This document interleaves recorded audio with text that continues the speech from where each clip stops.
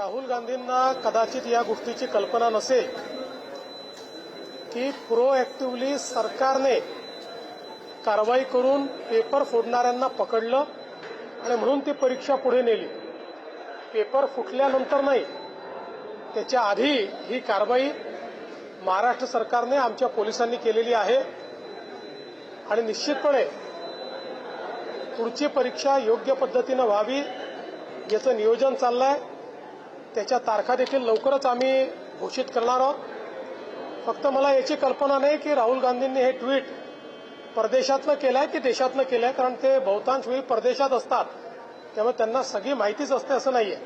Sir, त्यांनी 3 प्रश्न उपस्थित केले. एक तर या सगळ्या प्रकरणाचं उत्तरदायित्व तुम्ही स्वीकारावं, त्यासोबत मुख्यमंत्र्यांनी हे देखील जाहीर करावं की तुम्ही नवीन परीक्षा कधी घेताय, आणि शेवटचा प्रश्न, ज्यांचं वर्ष वाया गेलंय त्यांना त्या वयाच्या अटीमधून सूट देण्यात येईल, असे 3 प्रश्न.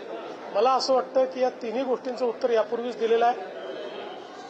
आपण प्रोएक्टिव्हली कारवाई केली आहे. ज्यांना पकडलंय ते तर आंतरराज्यीय गुन्हेगार निघालेले आहेत. इथे राज्यांमध्ये त्यांनी कारवाई केलेली आहे. त्यामुळे ही जी कारवाई आपण केली यामुळे अनेक राज्यातली पेपरफूट वाचवण्याचं काम आपल्या सरकारने केलं आहे. राहुल गांधींनी पहिल्यांदा स्वतःकडे, स्वतःच्या पक्षाकडे, स्वतःच्या सरकारकडे पाहावं आणि त्याच्यानंतर हे बोलावं. आजच्या कॅबिनेटमध्ये कर्जमाफीच्या संदर्भातले काही निकष आहेत ते बदलले गेले, त्याच्यामुळे लाभार्थी शेतकऱ्यांची संख्या वाढताना दिसून येते. मी विधानसभेत घोषणा केली होती, आजपर्यंत सगळ्या कर्जमाफी योजनांमध्ये लगतच्या कर्जमाफी योजनेतले जे पात्र उमेदवार असतात त्यांना अपात्र करण्यात आलं. यावेळी आम्ही त्यांनाही 50,000पर्यंत पात्र करण्याचा निर्णय घेतला होता, पहिल्यांदा खास बाब म्हणून. परंतु रणधीर सावरकर यांच्या नेतृत्वात सत्ता पक्षाचे आमदार मला भेटले आणि त्यांनी विनंती केली की त्यांनाही 2 लाखापर्यंत कर्जमाफी द्यावी. म्हणून पहिल्यांदा राज्याच्या इतिहासामध्ये कर्जमाफीमध्ये त्यांचाही समावेश करण्यात आलेला आहे. मुळामध्ये दुसरी जी अट होती की 26-27चेही पैसे भरले तर प्रोत्साहनपर पैसे मिळतील, ती 26-27ची अट जी आहे ती आपण काढून टाकलेली आहे. 25-26चे पैसे ज्यांनी भरले असतील त्यांना प्रोत्साहनपर अशा पद्धतीनं मदत मिळणार आहे. यामुळे काही शेतकरी जे अपात्र झाले असते ते सगळे पात्र झालेले आहेत. आणि मला असं वाटतं आता देशातली आणि राज्यातली सगळ्यात मोठी कर्जमाफी 56 लाख शेतकऱ्यांकरता ही कर्जमाफी आपण त्या ठिकाणी जाहीर केली. एसटी महामंडळाची आज बाबत एक पिपी डेव्हलपमेंट करण्याचा निर्णय घेतलेला आहे कॅबिनेटनी, पण त्याच्यावरून आता ज्या एसटी संघटना आहे त्याच्या कामगारांच्या आणि बाकीच्या विरोधात असा दावा आहे की गव्हर्नमेंटच्या जागा लँड विकण्याचा हा प्रकार दाव आहे. पहिल्यांदा तर ज्या संघटनांनी सांगितल्या त्या संघटनांना मला हे विचारायचं आहे की एसटी तोट्यात आहे त्याच्याकरता तुम्ही काही करताय का? काही उपाययोजना केल्या आहेत का? केवळ प्रत्येक गोष्टीवर टीका करायची आणि एसटी मात्र तोट्यात ठेवायची, हे बंद केलं पाहिजे. एकही जागा विकली जाणार नाही. या ठिकाणी लॉंग टर्म डेव्हलपमेंटचा प्लॅन तयार करण्यात आलेला आहे आणि या जागांची लीज होणार आहे. जागांची मालकी ही सदैव एसटी महामंडळाचीच असणार आहे. त्यामुळे कुठलाही त्या ठिकाणी माहिती न घेता केवळ प्रत्येक गोष्टीला विरोध करायचा हे योग्य नाहीये. पहिल्यांदा या सगळ्या संघटनांची जबाबदारी आहे की एसटीच्या सगळ्या घोटाळ्यांना बाजूला करून एसटी फायद्यात आणली पाहिजे. या दृष्टीनं मात्र कुठलंही काम करताना ते दिसत नाही.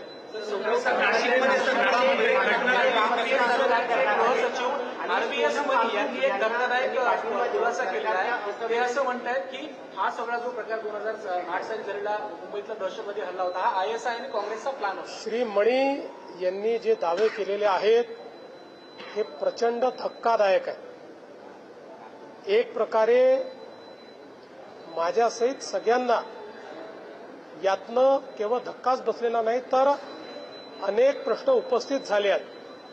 काही गोष्टी त्या काळामध्ये मीही विधानसभेत उपस्थित केल्या होत्या आणि आपल्याला कल्पना असेल तर विधानसभेच्या पटलावर या संदर्भात इंटेलिजन्स काय होता हे देखील त्या काळात मी मांडलेलं आहे. त्यामुळे आता तर अशा प्रकारचं वक्तव्य येणं हे मला असं वाटतं अतिशय धक्कादायक आहे. माझी अपेक्षा आहे की या संदर्भात योग्य चौकशी झाली पाहिजे.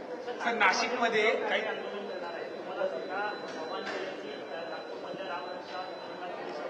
माझी एवढीच अपेक्षा आहे की त्यांनी किमान 2 पानं तरी रामरक्षेचे वाचावे. राजकीय आंदोलन रामाच्या नावाखाली करणं योग्य नाहीये. मागच्या वेळेस ते रामरक्षा वाचू शकले नाहीत. मी देखील त्यांची तयारी असेल तर त्यांच्यासोबत रामरक्षा म्हणायला तयार आहे. मला पूर्ण रामरक्षा येते.